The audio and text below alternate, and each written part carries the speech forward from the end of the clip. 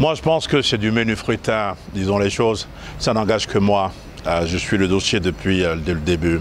Je pense qu'on a sanctionné les seconds couteaux et que le Conseil de sécurité des Nations Unies a fait marche arrière. Parce que ce qu'on avait appris, c'était les premiers responsables ou des premiers responsables qui devraient être sanctionnés. Je pense que c'est une mauvaise chose. Ça ne règle pas le problème, ça déplace le problème. On a voulu faire peur aux gens. C'est comme si vous tuez ensemble un lion et que vous voulez rentrer dans la peau du lion pour faire peur à l'autre. Ça ne fonctionne pas. Le Conseil de sécurité, de mon point de vue, n'est pas allé jusqu'au bout.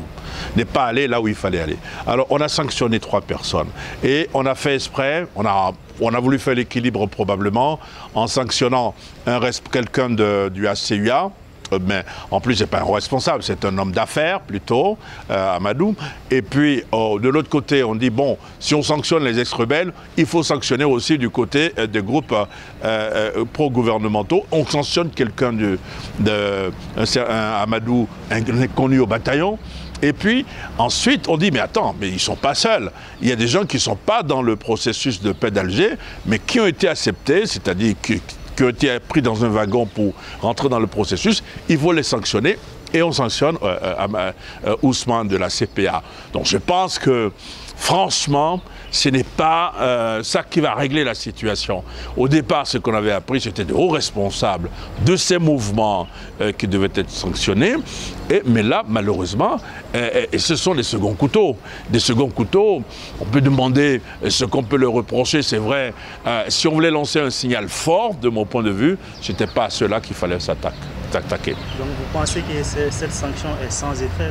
Je pense que d'abord pour l'image du Conseil de sécurité, ce n'est pas une bonne chose. On n'a pas visé forcément les bonnes personnes. Je ne dis pas que ceux qui sont sanctionnés n'ont pas quelque chose à se reprocher en termes dans la lenteur du processus. Mais prenez ce qui se passe dans les localités occupées par les groupes armés aujourd'hui, qui sont ceux qui bloquent l'avancée de l'accord de paix d'Alger. Donc je pense, moi de mon côté, plutôt que, pas parce que les 3 qui ont été sanctionnés n'ont peut-être pas quelque chose à se reprocher, ce n'est pas cela.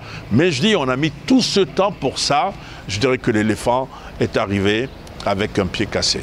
Ceux qui ont été sanctionnés en plus ne sont pas des gens qui vont passer le week-end à Paris, à Londres, à Doha ou aux États-Unis, si vous voulez. Ce sont des gens qui vivent ici.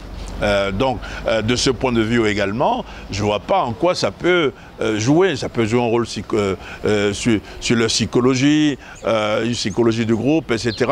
Je dirais que ce n'est pas un carton rouge que le Conseil de sécurité des Nations Unies a levé, mais plutôt un carton jaune.